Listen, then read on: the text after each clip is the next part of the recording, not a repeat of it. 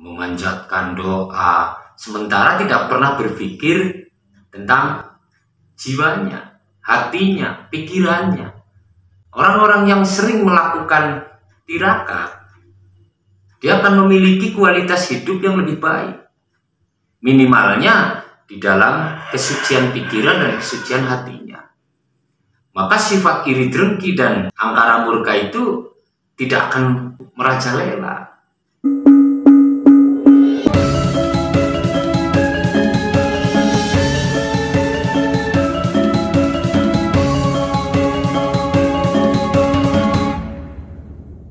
Berkaitan dengan ajaran kejawen, itu tidak terlepas dengan yang namanya puasa, atau kalau dalam bahasa Jawa itu disebut merih. Merih ini kan untuk ajaran Jawa itu kan banyak sekali puasa-puasa yang ada di dalam ajaran kejawen. Dan ini saya tekankan bahwa ini tidak ada yang berseberangan dengan ajaran agama apapun. Karena pada hakikatnya semua agama itu mengenal yang namanya puasa. Hampir semua agama atau mungkin semua agama itu mengenal yang namanya puasa, melakukan puasa. Ini tidak terkecuali juga dengan ajaran-ajaran leluhur kita yang disebut sebagai ajaran kejawen. Ini sangat kental dengan yang namanya puasa. Puasa kejawen ini kan bermacam-macam puasa kejawen ini. Ada puasa weton, puasa ngasrep kalau bahasa Jawa itu, ada juga puasa muti, ngalong, ngerowot, terus yang lainnya lagi. Semua ini dalam rangka ditujukan untuk nyepuh. Nyepuh itu berarti mengasah. Jadi agar jiwa kita itu menjadi selalu stabil. Kalau orang Jawa atau kejawen ini kan melakukan tirakat atau yang namanya puasa ini dengan tujuan untuk memperbaiki lahir ataupun batin, agar lisan kita bisa terjaga, kesucian pikiran kita, kesucian hati kita, kemudian perilaku kita juga akan terus mengalami perbaikan dengan adanya kita seringnya berpuasa. Ini yang sejak saya kecil itu orang-orang tua saya, nenek-nenek saya, buyut saya itu semua melakukan ini. Hingga sampai saat ini di sekitar kita masih banyak yang melakukan ini. Dan ini kembali saya tegaskan, ini nggak ada yang bertentangan dengan ajaran manapun. Karena segala sesuatu itu baik buruknya itu tergantung pada niat. Ketika kita niatnya adalah ke Gusti Allah, maka nggak ada yang salah. Mau puasa apapun, yang penting kita ikhlas dan kita bersungguh-sungguh dan niat kita benar-benar untuk meminta kepada Gusti Allah, bukan kepada yang lain. Nah, ini yang kadang masih kita dapati atau sering kita dengar atau kita temukan orang-orang yang mengatakan bahwa puasa ini nggak boleh, puasa ini haram, yang ini begini. Nah, ini kita masih sering menemukan orang-orang yang semacam ini. Ini bukan karena persoalan apa-apa. Ini hanya persoalan keilmuan seseorang. Ketika tingkatan ilmu seseorang sudah pada level yang tinggi, maka tidak akan menghakimi orang lain.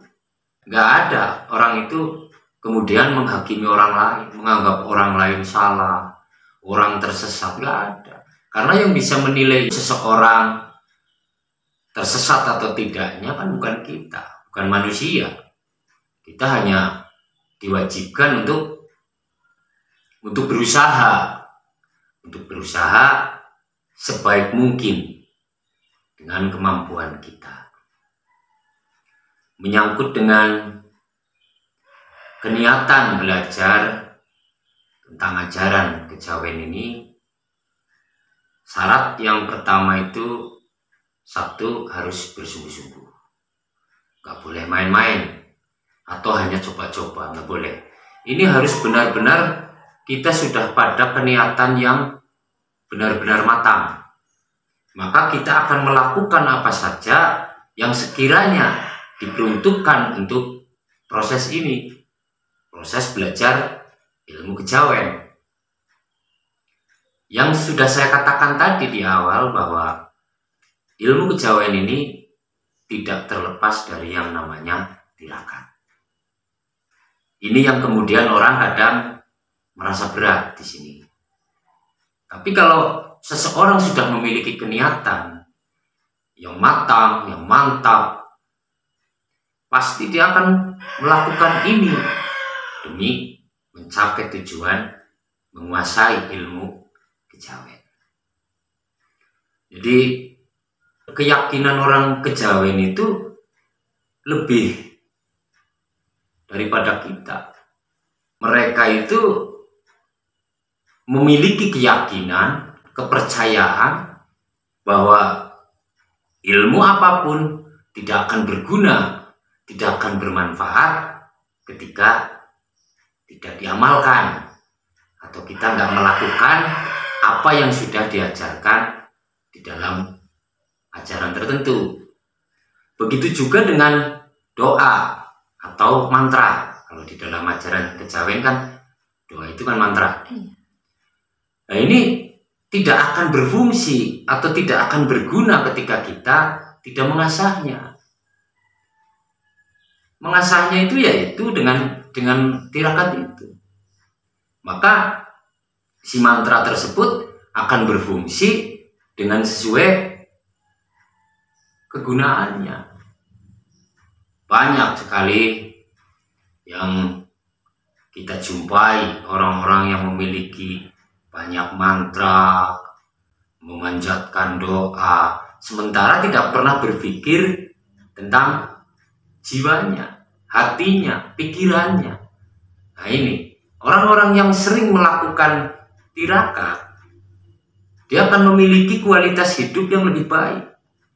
Minimalnya di dalam kesucian pikiran dan kesucian hatinya.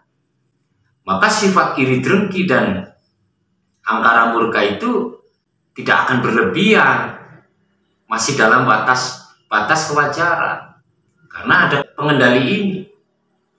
Dulu diriwayatkan di dalam perjalanan Raden Said atau yang memiliki gelar Kanjeng Sunan Kalijaga, ketika beliau akan mendapatkan wahyu kewaliannya, dia harus melalui proses bertapa selama 3 tahun di pinggir sungai, yang kemudian menjadi gelarnya menjadi Sunan Kalijaga. Nah, ini juga satu contoh yang bisa untuk menjadi tolak ukur kita, bahwa ketika kita sudah jauh melangkah dalam hidup ini, sudah terlalu jauh dalam melakukan hal-hal yang tidak baik, atau banyak sekali kesalahan-kesalahan di dalam kehidupan kita, maka satu-satunya yang bisa kita lakukan adalah menginstal ulang. Jadi pikiran kita itu diinstal lagi, agar virus-virus yang ada di pikiran kita, di hati kita itu hilang, kemudian menjadi baru kembali. Kita bisa lebih sehat dalam berpikir, dan kita akan lebih jernih dalam berpikir. Nah ini, khasiat dari tirakat kejawen ini, saya sebagai pelakunya itu sudah merasakan perbedaan yang luar biasa. Selama kita memiliki keyakinan yang memadai, itu enggak hayal untuk kita dapatkan. Gusti Allah itu akan memberikan. Perhitungan penanggalan kejawen atau Jawa itu kan ada perputaran ya hari, 35 hari. Ada 4 waktu atau 4 hari untuk kita mengawali tirakat. Di antaranya Rebo Pon, Miswage, Jema Kliwon. Kemudian Selasa Kliwon, Rebo Manis. Kemudian ada lagi yang dimulai dari hari Jumat Pahing. Ada juga yang dimulai dari Kemis Wage. Kalau Rebo Ponnya nggak bisa melakukan, bisa di hari Kemisnya. Itu tujuannya sama atau beda-beda, Mbak? Kalau untuk tujuan ada perbedaan, tapi semuanya itu sudah tergantung kepada keniatan kita. Gusti Allah Maha Tahu lah. Apa yang kita inginkan, apa yang kita pikirkan, apa yang kita hajatkan, Gusti Allah itu sudah tahu. Tapi ya gimana? Itu yang dari hari kan ada yang Rebo Pon, Kemis Wage, Jumat Kliwon, terus ada hari lagi. Ya. Itu tujuannya dari hari itu sama atau beda gitu loh? Maksudnya peruntukannya? Iya. Untuk kegunaan-kegunaannya? Dari beda harinya gitu. Iya. Kalau untuk Rebo Pon, Kemis Wage, Jumat Kliwon itu kan lebih kepada welas kasih, Mbak. Oh, gitu, Mbak. Ya, jadi untuk welas kasih sayang. Ini intinya itu. Ya. Kalau untuk Selasa Kliwonnya, kalau kita mulai di hari Selasa Kliwon itu, kita lebih kepada kekuatan. Oh, gitu, Mbak. Pada kekuatan.